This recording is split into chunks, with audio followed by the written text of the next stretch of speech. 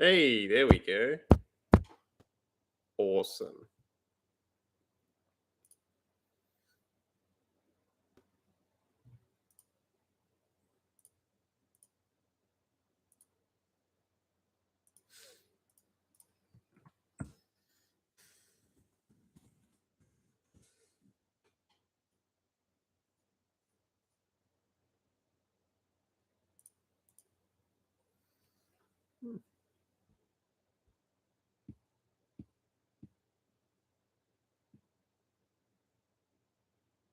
And now we wait.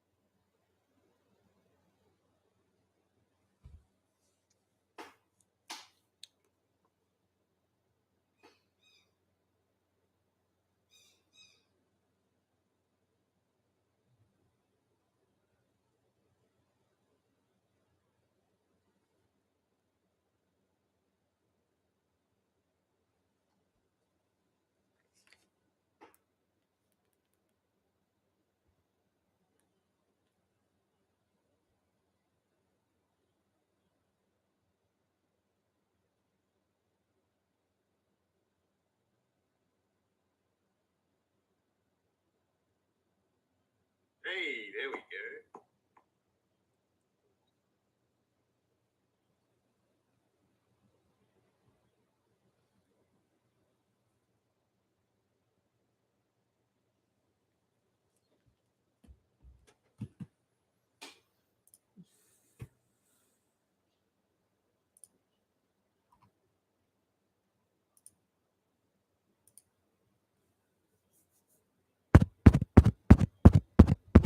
Do we have anyone yet?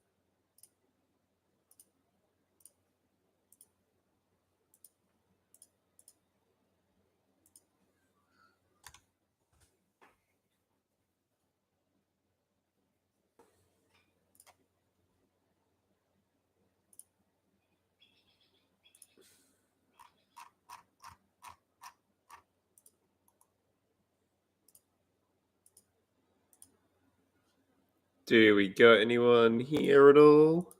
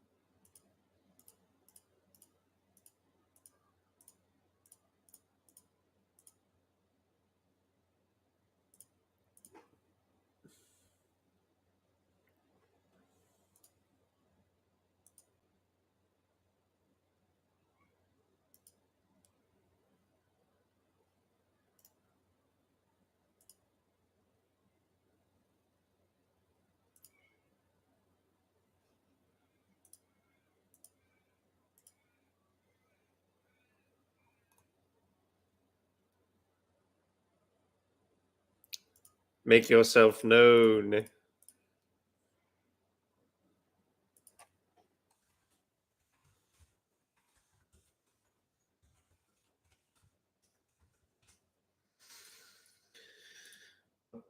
Uh,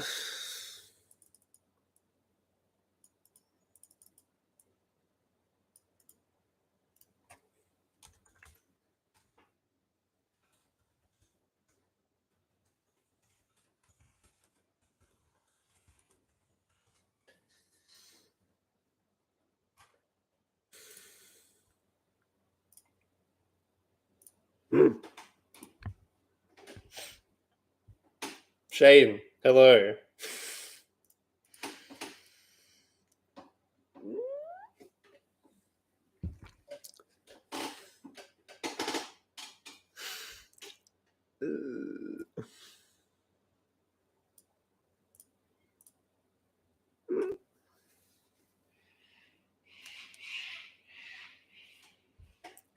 Okay.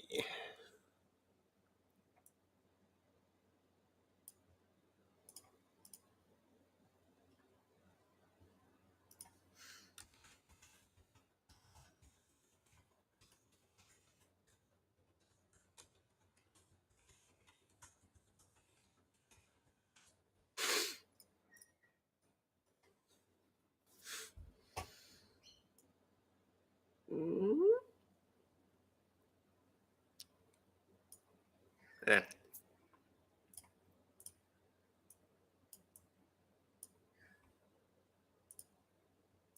Oh my god.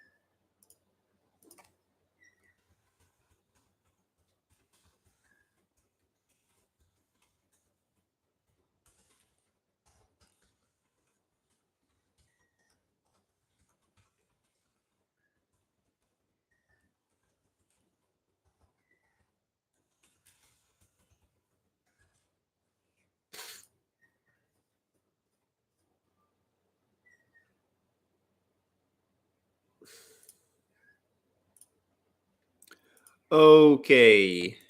How does that look? Hmm.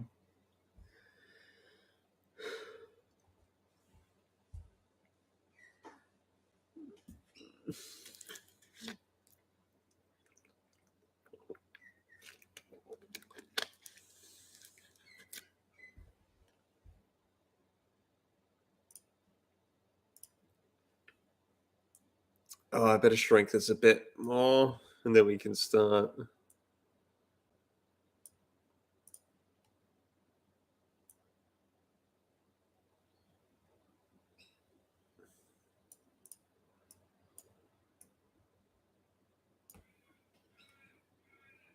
There we go.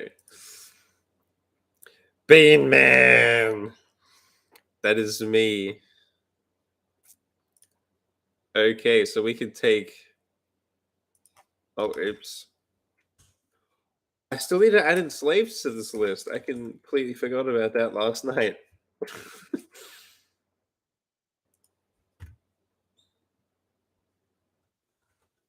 All right, Cannibal Corpse. If people want to come in later and backtrack, go for it.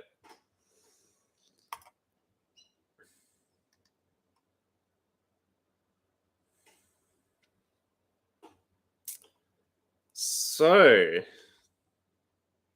we shall start with Cannibal Corpse, and then we got what?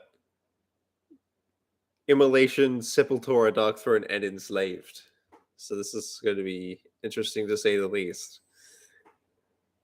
Okay.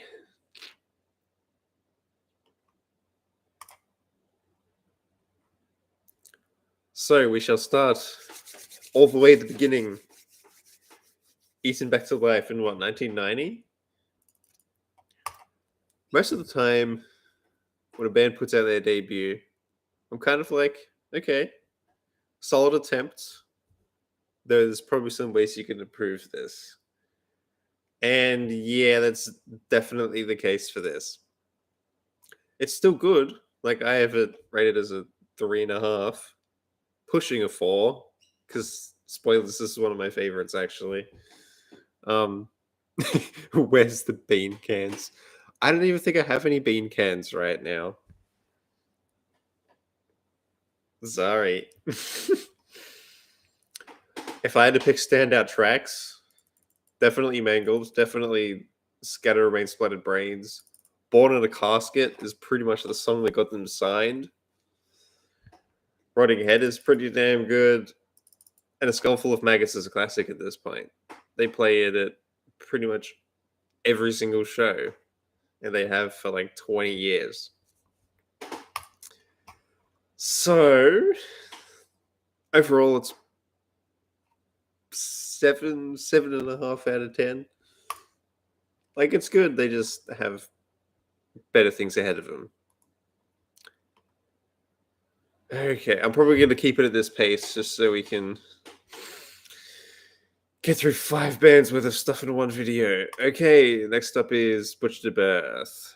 Before I talk about anything else, the production is bad.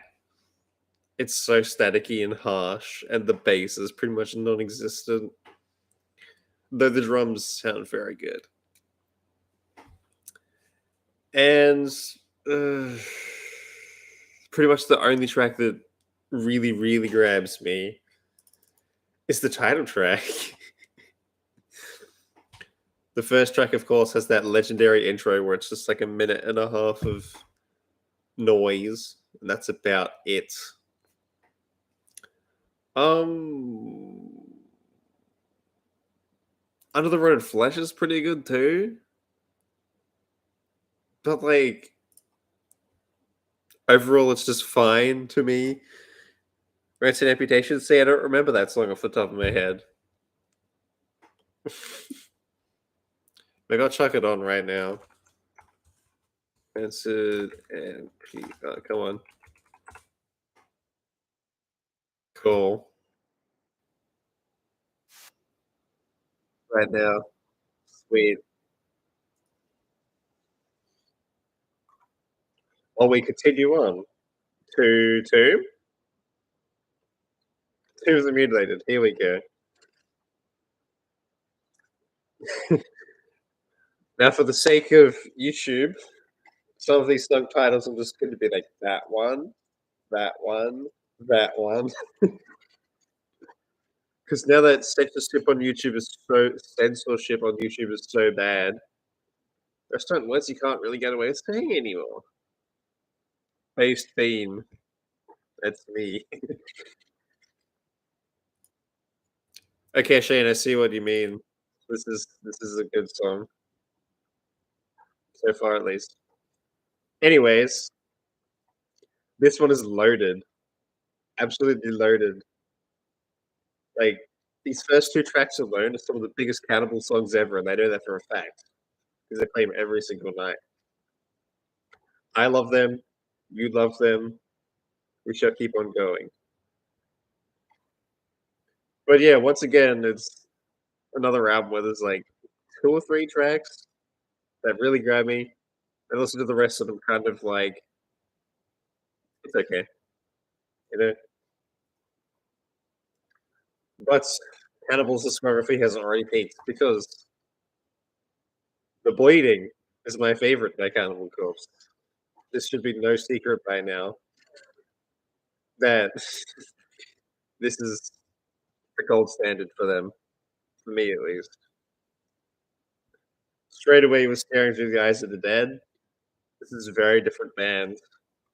The production is finally where it should be. Every performance is excellent, and the band just sound so energetic, and you could tell that there's good things beyond them. Tomb is actually still my second least favorite. Wow, I would probably put it at about mm, seventh or eighth. You see, I don't have a numbered list, which is the whole point of just like flicking through radio music and giving a short review of all of them, because ranking them is tough, very tough. So I'm not going to do it. Anyways, those two songs are like absolute classics as well. Pulverize is a good one. Return to Flesh is great. Entire track is good. And Force Fed Broken Glass is a song that no one talks about, but I think people should. But yeah, each time I listen to this, I'm blown away at how much of an improvement it is. To me, of course, over the three that came before it. That's pretty much all I got to say. All right, I always forget that you can just like click to the next one over right here. We went from my favorite to quite possibly my least favorite. Yeah. Survive came out in '96. Some tensions was rising within the band. They, of course, got rid of Chris Barnes because he couldn't keep up with the new vocal patterns they were trying to write or something. And Barnes wanted to get even grosser and grosser, but the rest of the band wanted a vocalist who could keep the pace because they, for some reason, wanted to go even faster with the vocals, which is insane to me because they're already very fast. But yeah, as you can see, I have it as a 3 out of 5. Like it's fine. It's not bad or anything. It peaks instantly with "Devoured by Vermin" for me, and then everything else is like it's solid. You know, it just never grabbed me even after like 5, 6, 7 listens. None of the CC albums are bad, but some I just don't vibe with. That's exactly my thing as well. Like, there's a few which, as you'll find out, I've only given like a 3. 'Cause it's like it's fine, you know. Also, Shane, that song is really good. I'm gonna have to take back what I said now. Um, but maybe I need to give Butcher another go, you know, and Torture I need to give another go. I've been meaning to do that for ages. You know what? I'll open it right now and save it for when I'm like playing some games later or something. Torture.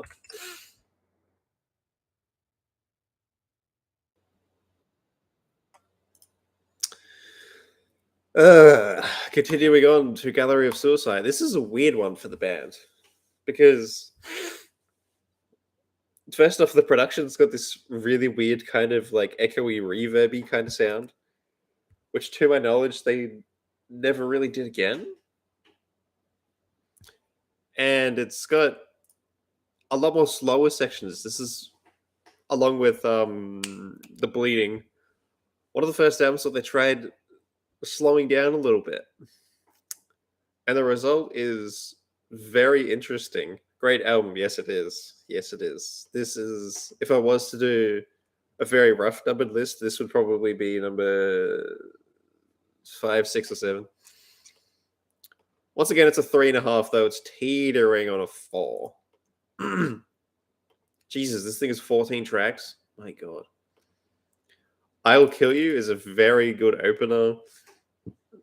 Disposal of the Body is a great one too. Sentence to Burn, that's one that covers that thing. Wow.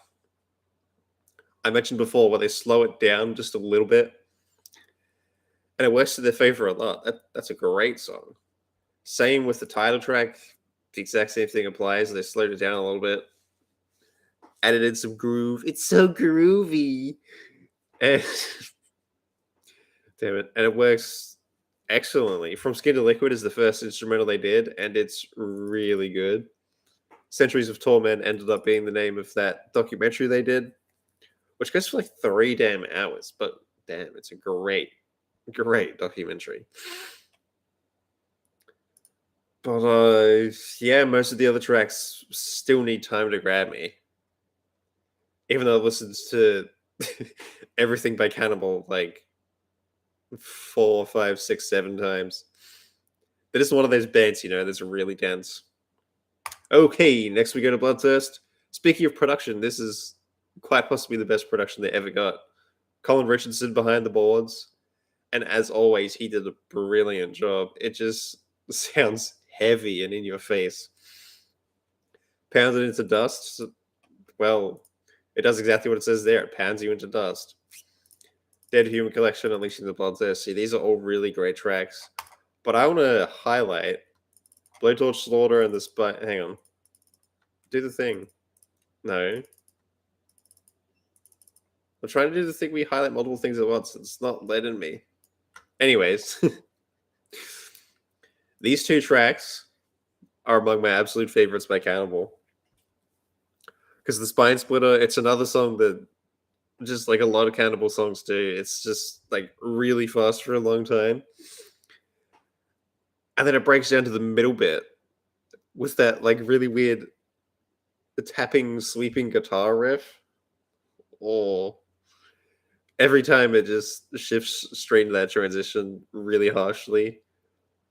I'm on board because that's so good. So good. Blowtorch Slaughter, though, that is my absolute favorite on here. It's just 2.5 minutes. There's not a single smooth edge on it. It's just beating you down for 2.5 minutes. I love it. It's probably a top 15 Cannibal song for me. Oh boy, here we go. Gore Obsessed is right next to Vile for my least favorite. Once again, it's a song that I think peaks instantly. And then, while I do love Pit of Zombies, it's pretty much downhill from there. That's about all I have to say about this one. Okay, The Wretched Spawn. First things first, that's probably the grossest artwork they ever did. Holy crap, that is. Just wow. I'll say it again, this is another one where they tried slowing down a little bit in between the really, really fast songs.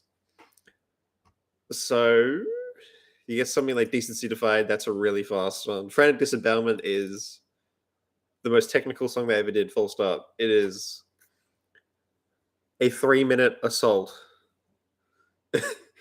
And it's so damn hard that if you listen really carefully, there's actually parts where the left and right guitar track don't quite match up because it's just that goddamn hard. Fester in the Crypt is another awesome slow one. They Deserve to Die is a really good one. The title track is pretty damn good as well. The Gore Obsessed is one of my least favorite, if not my least fave. Same. Though, it actually might be Vile. It's either Vile or the Gore Obsessed, I don't know. But yeah, overall, The Wretched Spawn is a great one, I think. Wait, who was the producer of this one, though? Neil Kernan, okay. This is the people that This is that guy that people always joke produced Cannibal Corpse and alongside like a whole bunch of 80s pop artists. That's insane. Oh boy, here's a big one. Here's a big one. Kill. This will go down as a classic within their discography. And even though it's what, 17 years old? Yeah, it kind of already has. For loads of people, this is number one, two, or three. It's my number two. The bleeding, it's like that with Kill and the Bleeding for me. It's so damn close. Kill, my fave. Exactly my point. The Time to Kill Is Now is a brilliant pace setter. Make Them Suffer is one of the best Cannibal songs of all time. It's one of everyone's favorites, really. It's up there with like Hammer Smash Face and oh my god, Hammer Smash Face and Scourge of Iron, which we will get to later. Five Nails Through the Neck, indeed, Questy. Oof, that's a really good one.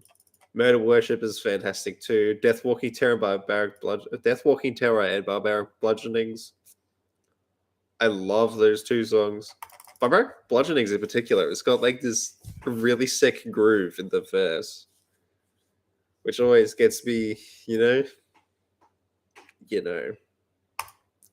And then Infinite Misery is what the third or fourth instrumental they did, and it's another really good one. It's a really jammy and slow song as well, because most of it is just like trading off guitar solos with like little bits of bass noodles and whatnot. Yeah, this one's a 4 out of 5, right next to the bleeding. Though the bleeding I might raise to a 9 eventually. I don't know. Okay, next up is another one of my least favorites, and that's Evisceration Plague. I love the title track and Evidence in the Furnace, and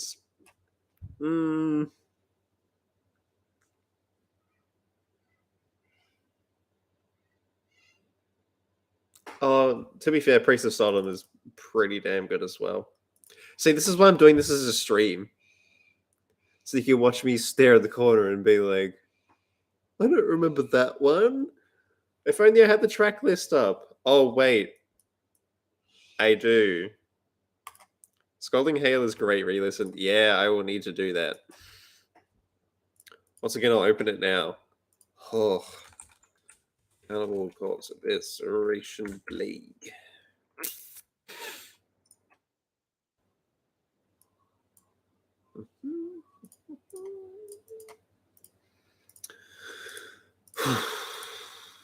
Getting to literally every single other discography I have down here to review, I've only listened to once. Whereas Cannibal Corpse, I've done it like 5 times. Sad Face EP is my second favorite. Oh, Worm Infested. I've never listened to that actually. Okay, next up is Torture, which is another one of my least favorites, honestly. It's just in one ear and out the other. I just haven't absorbed it yet, bro. Despite listening to this one pretty much the most, because I get people who are like, Bean, you got to listen to this over and over and over because it contains your favorite song of Cannibal Corpse's discography, which it does. Scourge of Iron is an absolute bitch of a song. I love it to bits every single time. It's one of their rare songs, which is very slow for the whole thing. And the whole band just creates this like big marching and stomping kind of groove for the whole song. The guitar solo is pure chaos. And it took a lot of takes in the studio to get it right. And yeah, it makes sense. Encased in Concrete is indeed incredible. They even did a music video for that one. As Deep as the Knife Will Go is a really good one. I just praised these songs to the moon and back because the other songs have their moments. Like the Strangulation Chair has got that infamous bit where all the instruments drop out and then Alex Webster is like doing all that kind of thing. When I first listened to that, just being like, huh?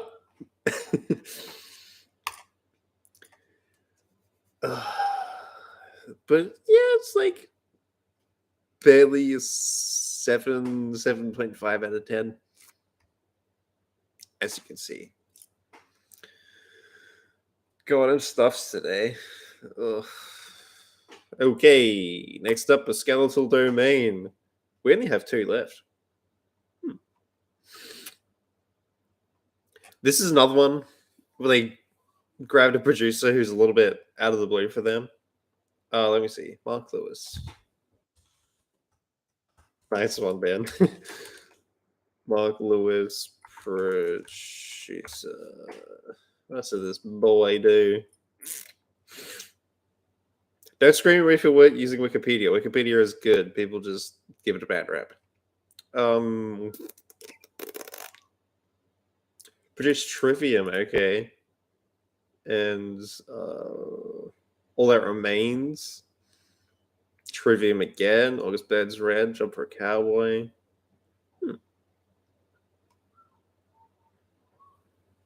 D-Slide to Hell with God. What? Oh, I'm thinking of In Torment in Hell. Because I was about to be like, bro, that album sounds like trash. But no, I'm thinking of In Torment in Hell. 6 Feet Under. Oh, you poor soul. Whole bunch of Devil's Driver stuff, damn. The Black Dahlia Murder as well. Skeletal Domain, yeah. So I guess this is not too out of the blue. Too out of the blue, nice one. Another thing that really stands out besides the excellent production is this artwork. Like, oh, it's pretty much their only artwork which isn't like a super gory. And here you go, watch this. This is insane. It's just a hellish place you don't want to go to. And I love it. It looks like something you would see out of maybe the scary parts of Lord of the Rings. It's just got that kind of vibe to me, you know? It just looks nasty. And not in their traditional, oh, look, a zombie's coming out of a woman kind of way, you know?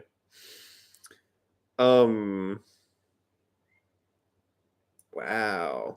Once again, it has my 3 favorite tracks all in a row. And after that, it's still pretty damn good. Like, this is one of their more consistent ones to me, but it's not necessarily amazing all the way through, I don't think. But yeah, High Velocity Impact Splatter. First things first, that's one of their funniest song titles, and it's a really good song. Sadistic Embodiment is a song I don't really see get brought up that often, but I think it's one of the best cannibal songs ever. And Killer Be Calm, that's another song that will go down as a classic of their discography. It's another one they play all the time live. It got an awesome video. And it's just I was about to say simple, but it's not simple in the slightest. Simple to sing along to, at least, because people always scream along to the Fire Up the Chainsaw, blah, blah, blah. The chorus, that actually might be their best chorus of their whole discography. Holy crap, it's good. And our resident Shane would approve of it having a good chorus. Hey, mate.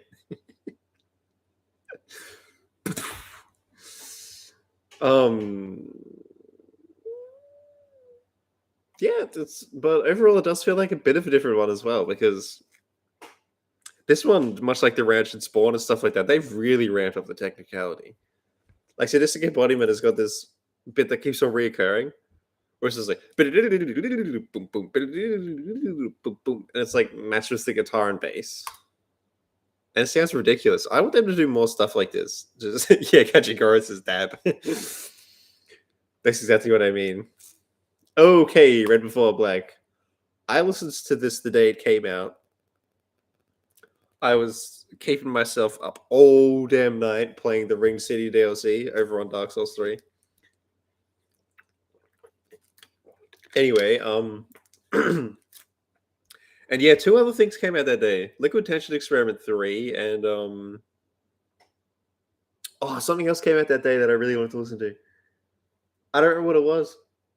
Anyway, I just queued up those 3 and just grinded out most of Dark Souls 3's DLC.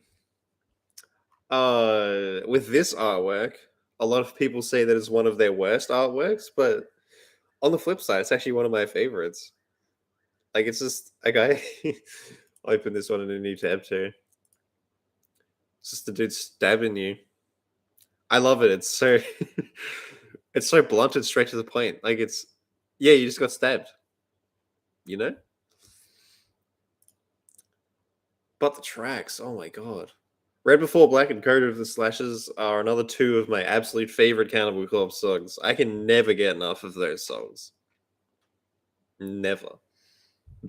Heads Shoveled Off is first things first, a funny song title. And of course, a very good song. Firestorm Vengeance is a good one. Corpus Delicti is a good one too. It's just Cannibal Corpse doing what Cannibal Corpse do best, you know? And finally, Violence Unimaginable. No, this is the one I listened to the day it came out. I'm stupid. But you knew that already. Anyone Will Die? Oh! That, yeah, Shane, that's a very good one too. Very good one. Okay, Violence Unimagined. I actually prefer the censored art, where it's just like the zombie woman's face. I actually have I'm seeing a long sleeve for that. Where is it? There it is.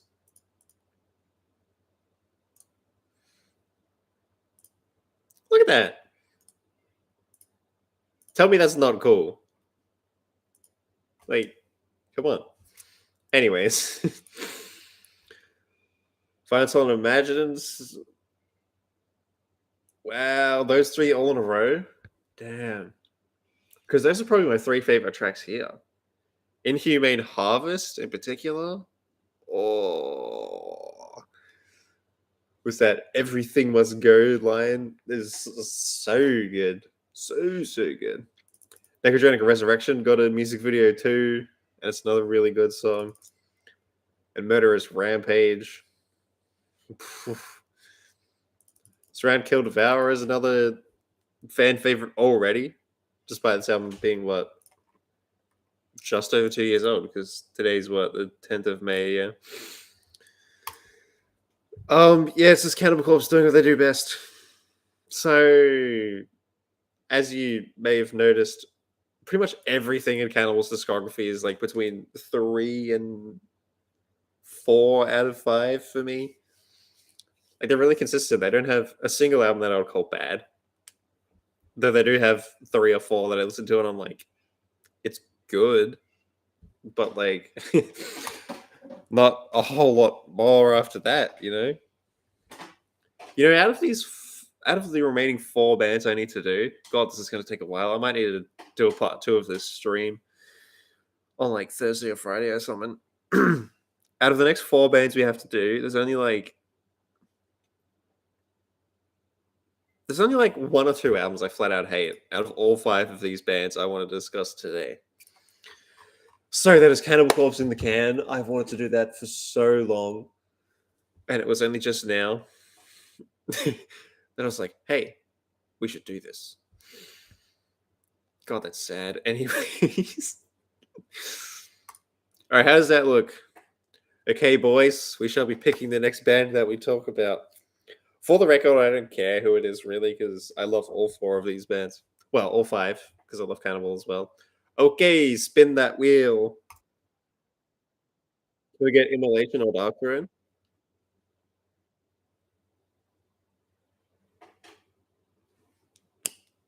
Immolation with it. Sorry.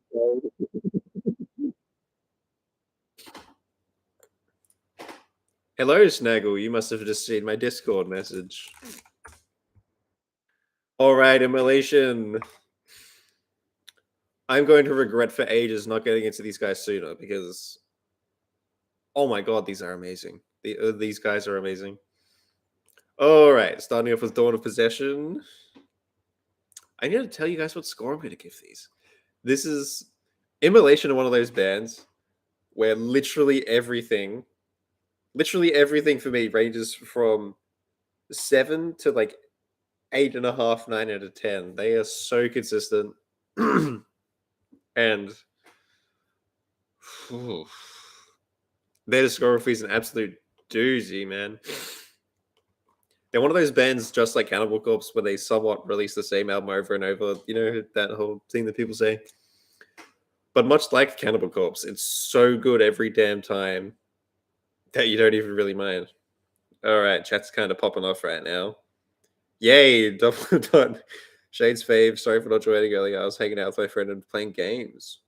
Ooh, playing some Injustice 2 right now. If we can, if I decide I want a bit of a break, I'm probably going to bust out GTA 5, which is something I think Shade has a crush on emulation. I sure do. And these guys are on tour right now with Blood Incantation. I'm so jealous of you Americans who get to see shows like that. Ugh. Anyway, Dawn of Possession is an awesome debut.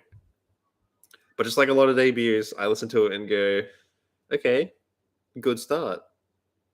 But where do you go from here? Into Everlasting Fire is one of the best immolation songs ever. It's just a hair over 5 minutes of pummeling death metal. I love it. But just like quite a few of the Cannibal albums, that's the only song that really jumps out at me. It says, hey, this is a good one. This was the second or third by immolation I checked out, I think. Because I started with Close to a Word Below, just like most people do. Then I went to the new one. Then Dawn of Possession, I think. What up? Hello, Blackwater. Dawn of Possession do be a great starting point. I didn't even really know where to start. So I was like, Close to a Word Below is a classic, so I'll check that one out. And at the time, I was like, meh, but we will get to that one. Because whew, that old piece of work is nuts. But yeah, I would say that it is a good starting point. I always say that I remember when someone asked me about immolation, and I really thought about it for a second. I was like, honestly, start with Close to a Word Below. Because if you listen to it and can't quite handle it, because we'll get to it, Close to a Word Below is insane. If you don't like that one, I would just say to backtrack. Because from Dawn of Possession to Here on After the Fails for Gods to Close to a Word Below, each time, to me at least, they get way more crazy. I remember I listened to all four of those over the span of a few days. And I was just like, oh my god. They get so much more heavy and intense between those. Next up is Here and After, which a lot of people put as their favorite. And it's pretty easy to see why. This is really, really good. This is. I want to raise that to a 4. This. Hang on, what? Bump. This will bump your rating. Oh, never mind. Yeah, this is a really, really good one. Because. Wow, Nail to Gold is one of the band's biggest and best tracks. So is Burns Jesus in the title track. Christ Cage and Honor the Supreme are really good too. I listened to this for like my 4th time, I think, a few weeks ago, and it grew on me a lot. Because on these first 2 listens, not really that much grabs me. I kind of listened to it all the way through and went, okay, this is great, but like, I don't quite get it. It's also their shortest album, clocking it at only 37 minutes. So it's one that's so easy just to listen to front to back. And as you can see, every single song is like 3, 4, or 5 minutes. It's only 8 tracks. Just does what it needs to and pisses right off, you know? Okay, Fails for Gods. First things first, the production is awful on this thing. Oh my god, it's just so bassy, not a single smooth edge on it. But once again, they are just ramping up how chaotic they are. And it and it pays off a lot. This is one where they started throwing in a lot of slower sections, and it works to their advantage a lot. I really enjoy literally every single track here. I once I remember the first and only time I listened to this, I think I was on my way to school. Had my headphones on, just listened to it all the way through in one go because I was like, all right, I've been meaning to listen to this in a while. And I was just sitting there like, guys, can we take a break? But no, it's immolation. They never give you any breaks for the most part. And yeah, we'll get there. um but yeah, apart from the really bassy and muddy production, this one is great. And I also really like the cover art. How it's just like this god, for lack of a better word, with all these followers in this just hellish place. It's kind of like a skeletal domain, you know.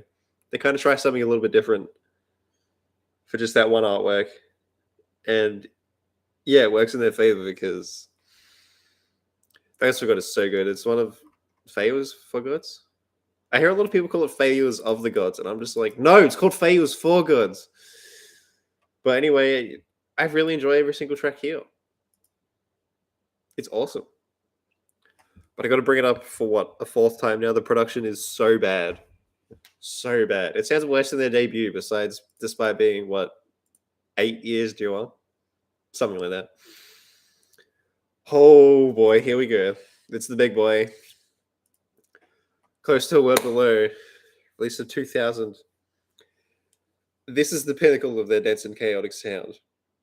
Oh my god, does this sound like it came straight from hell? And we were just talking about cover art. We got to talk about cover art again. Just look at that. Every single time I look at this artwork, I find myself staring. Because it's a man burning on the cross with a whole bunch of other people who are also burning. Like, they nailed it with this art. This is my favorite immolation art, and it's not even close. It just so perfectly emulates what this thing feels like. I actually saw this at a record store a few weeks ago, and I just picked it up, just stared at it for ages. Just like, wow. Look at this artwork. I've been praising the artwork, but now we've got to get into the songs. Hire Coward is a perfect way to kick off this chaotic and hellish album. It is so creepy from front to back, and it just beats you down. Father You're Not a Father is an excellent slow song, and it's maybe my favorite immolation song.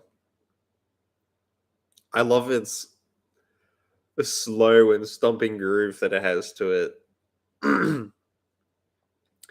And it just grooves so well. And it has lots of little parts in it where you think that they're building into like a, a part that's even slower, maybe even fast, but no, they just bring it straight back. Unpardonable Sin is a really good one too. And Close to a Word Below. It's the longest song they ever did. I'm normally pretty critical of very long death metal songs, but they nail it here. It has everything it needs to. It flows brilliantly, and it just carries the really chaotic and heavy sound of this entire album. It is my second favorite by Immolation, but it's literally like that because my favorite is Unholy Cult. Oh my god. Of Martyrs and Men is an excellent pace setter. I remember I watched a live DVD a couple of weeks ago. It was called Bring Back the Dead or something like that. It was a live album they did in 2005. I'll see if I can find it. Simulation live 2045. No, 2005. Here it is. Um, it was called Bringing Down the World. Of Martyrs and Men is the first song they played, and I was just like, yes, yeah, of Martyrs and Men. This setlist was really good. I actually recommend that you guys watching who are big fans of these guys go and watch this.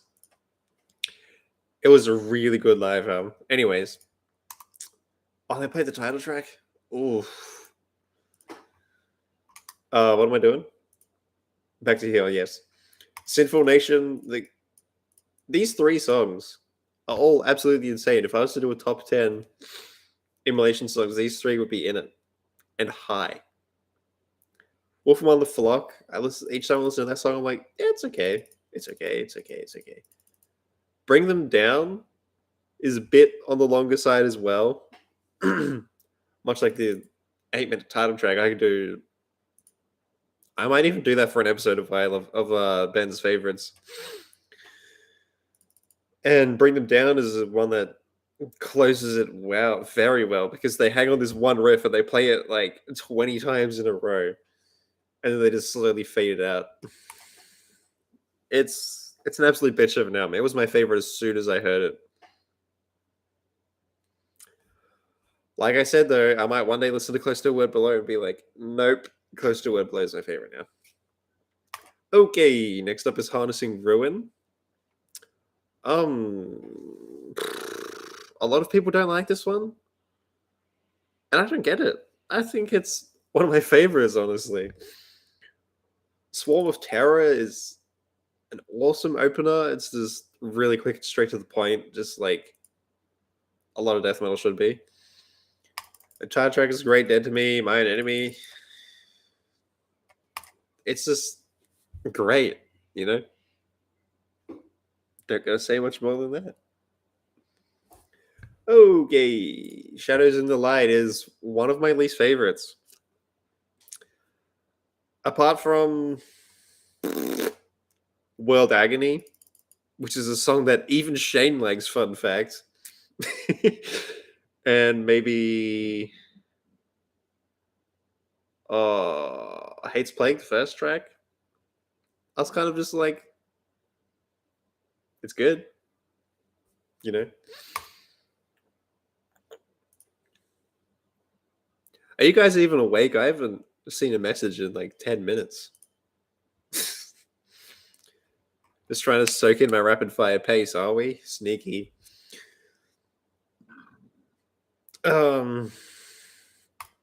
Next up, Majesty and Gate and Majesty and oh my god, that one. I know that Christian down on the Discord thinks that this is the best thing Immolation ever did. First things first, hold your horses. No, it's not. It's not even close. This is much like Shadows in the Light, one of my least favorites. This opening intro track, just like a lot of intro tracks to albums, is pointless and does nothing. Same with the interlude. Like, it's only 45 minutes long. You don't need an interlude, and none of these songs are really long either, so you don't really need that like quick breathing time. A Glorious Epoch is one of the band's biggest songs. And I got a music video. Lots of people like to do guitar and drum covers for it over on YouTube. It's a great one. So was the title track, and there's one more I think I really enjoy. In Human Form, that's the one, which is also the name of a Death song, if I'm not mistaken.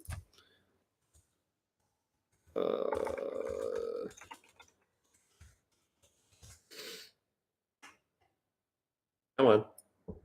I think it is, at least. Yeah, In Human Form. Where is it? In Human Form. In Human Form. Close. Once again, though, it's Immolation, so even their worst stuff is pretty damn good. It's about a 7, teetering on a 6.5. Okay, can you just conspiracy? One thing that stood out to me is the production. It is excellent. It is quite possibly the best production they ever got. It's so big and upfront and up in your face. The guitars, drums, bass, and vocals, everything all clicks together wonderfully. And yeah, I'm really impressed by how this one sounds. It's just kind of Immolation doing what they do best. There's one song on here in particular, though. Let me go find it. It's like kind of a slower one. What is it called? Oops. Song. Oh, son of a bitch. What's it called? it the title track? Keep the Silence. That's a brilliant slow song, and it's up there with Father You're Not a Father, with being one of the best slow songs that Immolation has ever done. It's just got this nice, consistent groove, but it has parts where they kind of double time it, so it gets really fast for a bit, but then it goes back to the start. But since it's double timed, it's actually still the same tempo, and you just like kind of trick your brain into thinking it is faster. It is, but like it's just a different feel, you know. Like instead of the beat being ba ba ba, it's ba ba ba ba ba ba ba ba. It's still the same tempo. It's just doubled, you know. Why am I getting into? I do this all the time. I'm getting into like music nerdy stuff. Next up is another one of my favorites, and I think it's Questy's favorite. If you're still here, buddy. Atonement. It's another one where they try something very different for the art because it's just what an angel floating over a war zone. Once again, the production is nice and big sounding and very in your face. The distorting light, fostering the divide, Thrown to the Fire, the title track. Above all, Power of Gods. These are all really awesome songs.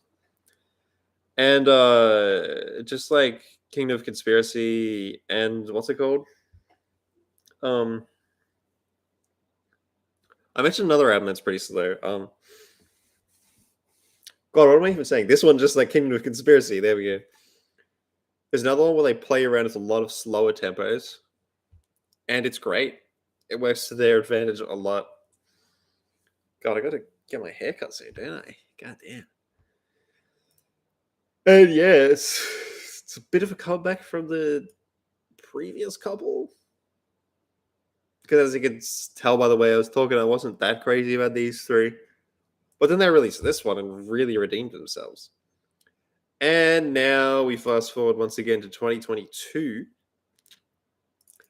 18th of Feb. Hello, Mike.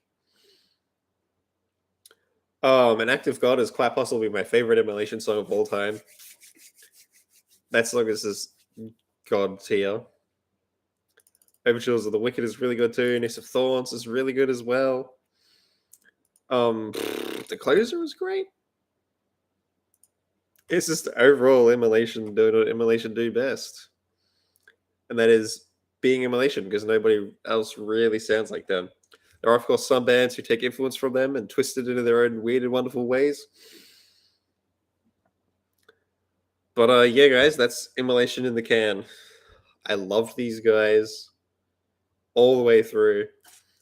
I remember I listened to what Close to Word Below, then the debut, then this one actually. This was the third one I checked out. Then I checked out Here and After and went, damn, this is really good. Then I listened to Close to Word Below again. This is really good. Then Unholy Cult, which became my favorite. Then Honesty Ruined, then Shadows in the Night, The Majesty of Sky. I was just like in a cycle of just listening to these guys over and over and over. And now they're one of my favorite death metal bands. Even though I've only really gotten into them like 3 or 4 months ago. If I was to do a top 10 death metal bands list, first things first, these guys would be in there. They'd quite possibly be number one, honestly. And Immolation would get a spot in that list as well. They're just that good. So, here we come back to the wheel. Who is going to get the luxury of being my next discography that I discuss?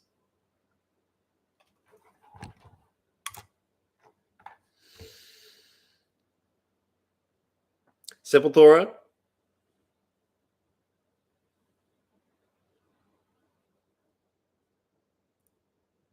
Oh, hold on a second, boys. I got something I need to look at. Okay.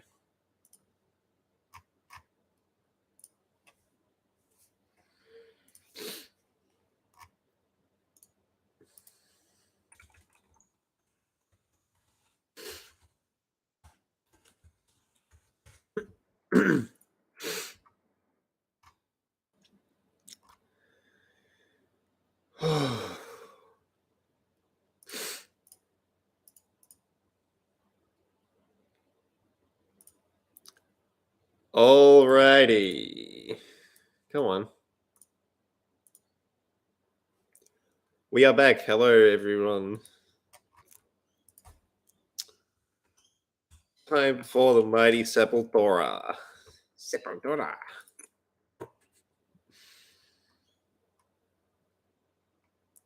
We are not starting with BC or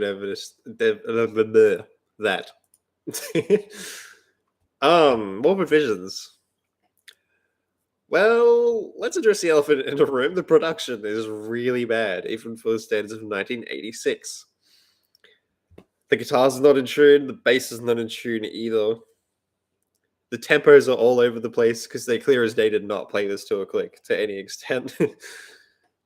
um, because they're playing so goddamn fast, and they're only a very young band. They don't quite have the musical chemistry to pull off going this fast, and the result is kind of sloppy. But then again, these guys, even at their super young age, they were like 17, 18, 19 when they made this. They need to be commended for that. Because despite it being a bit sloppy, because of, again, musical chemistry not being 100% there yet, this is not the best debut in the world, but, like, it doesn't matter too much. I still not be that big on this album and gave it only a 3. I'm going to raise it to a 3.5. It's pretty solid, actually. The title track Mayhem and Troops of Doom are like the best 3 tracks, pretty much, all right in a row.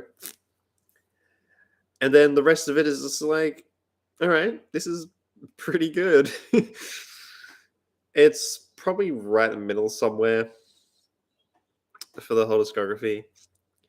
This one's also got like this undercurrent of like really aggressive first wave black metal mixed with thrash. This does sound a lot like Slayer, especially Hell Awaits and Rain and Blood, because this came out what 86. Yeah, so Rain and Blood had been out for about 7 or 8 months at this point. And yeah, Slayer definitely rubbed off on them a lot. The vocals are good, but like Max very quickly got better. And so did the whole band, because next up is Schizophrenia. I remember listening to this. I think I listened to more revisions than this on the same day when I first checked them out. And yeah, this is man, a decently big improvement over Morbid Visions. But this is one of those albums where I listen to it right through and go, okay, that was good. Though I don't really have one specific track that grabs me above the rest. But next up is Beneath the Remains. This is the early Sepultura sound. Schizophrenia and Morbid Visions sound like they're still working it out, but this one they are 100% dialed in. They have Scott Burns behind production, and he nails it as normal. Except for Butcher to Birth, that production sucks. Anyway, get to Beneath the Remains. They are fully dialed in. Schizophrenia, they had a few lineup changes. Like they had their original guitarist left. Their original guitarist left. I can't words today. And they delivered what many will call their best album. My favorite is still to come. This is number 2, and it's a damn close number 2. It's literally like that and that with another one we'll get to a bit later. Wow.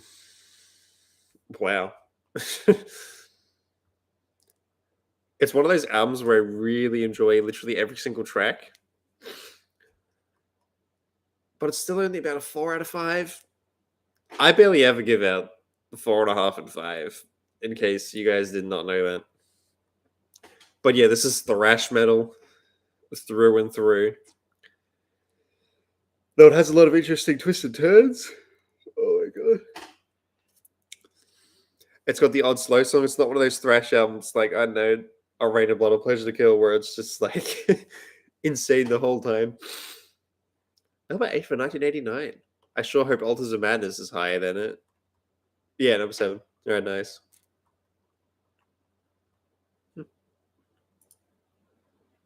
But yeah, this one is really, really good. It is neck and neck with being my favorite. And just wow. Wow. It's probably Sepultura's heaviest as well. Next up, we get into a fan favorite, Arise. Literally, like 60% of Sepultura fans have this at number one. It's either this or Beneath the Remains or maybe even Chaos AD. But I'm not that big on it. It peaks instantly with its first three tracks, and then everything else, I'm just like, it exists. This could be another case, just like Torture and Evisceration, Plague by Cannibal, where it's just simply not quite ingrained in my brain yet. But this ain't quite it for me. But Arise is definitely one of the best Sepultura songs. Next up, my favorite, we got Chaos AD. On paper, this is not really my kind of music because they strip it down back to like a groove metal, almost new metal sound. We'll get to the new metal sound once we get to the next few. But the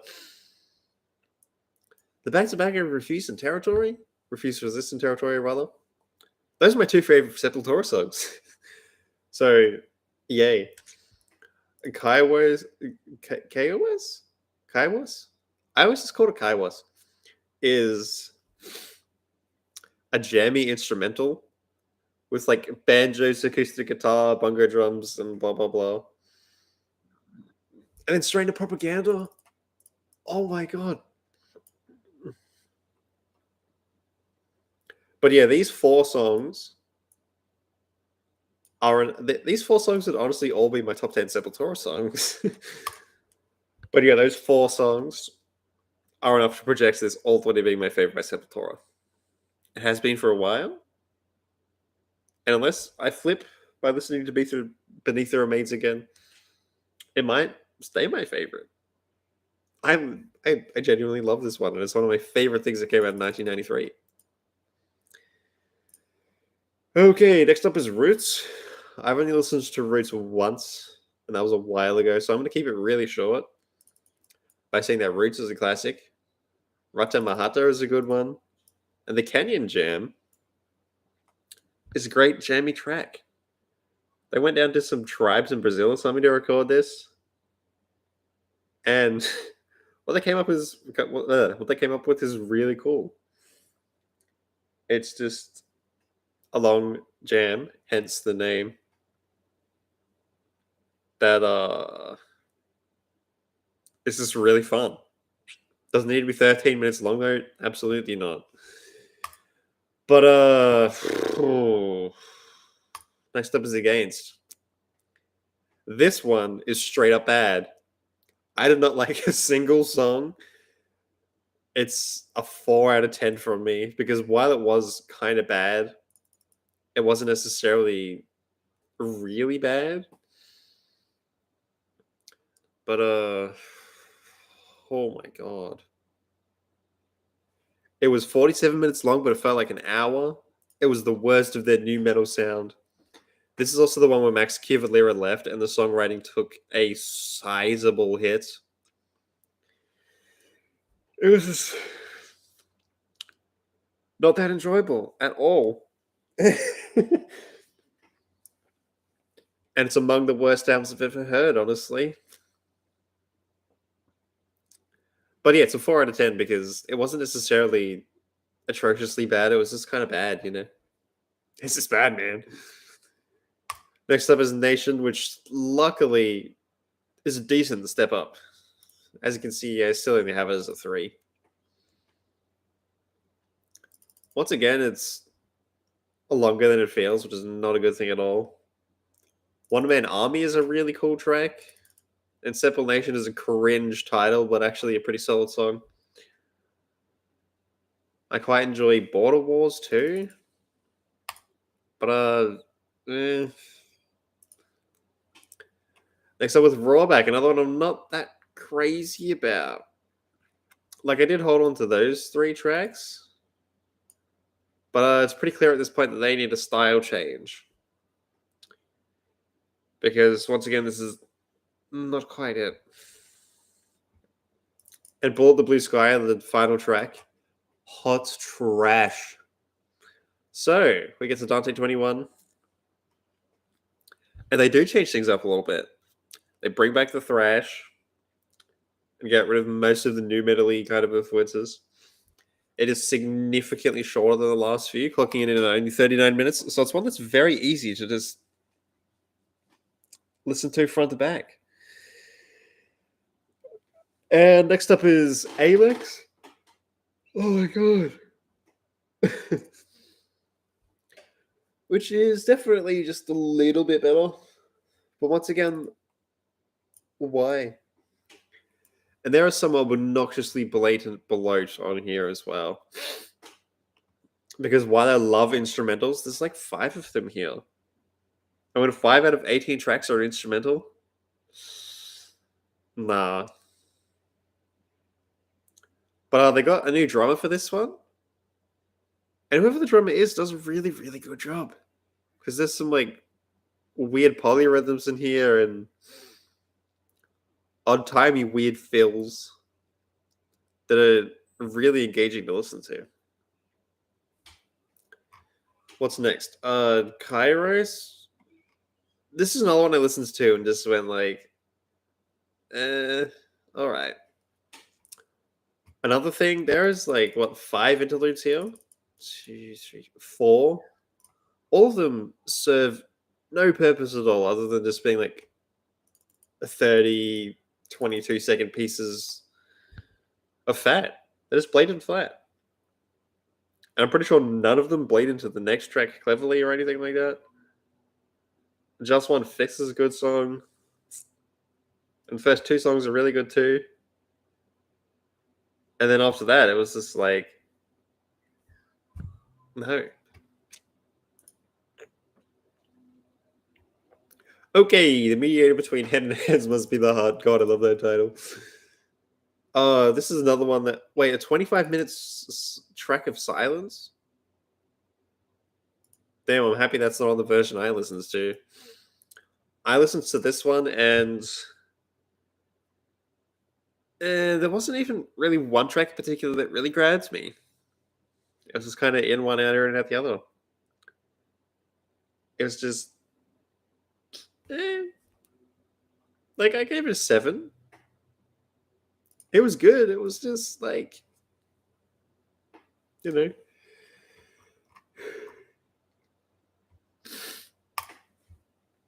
But I thought they've been kind of slouching for a little while now. Machine Messiah, though, is right next to Chaos AD Beneath the Remains for being my favorite. It is ridiculously good from front to back. I've actually been meaning to re-listen to this. I'm going to open it right now.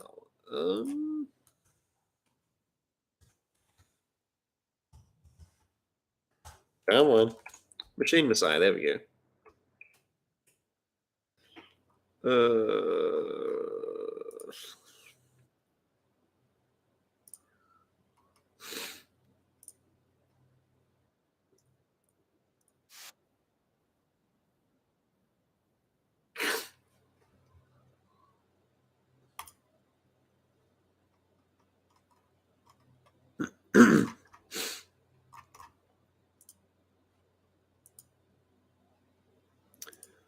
Okay, once again, this is kind of on the longer side. Clocking in at 46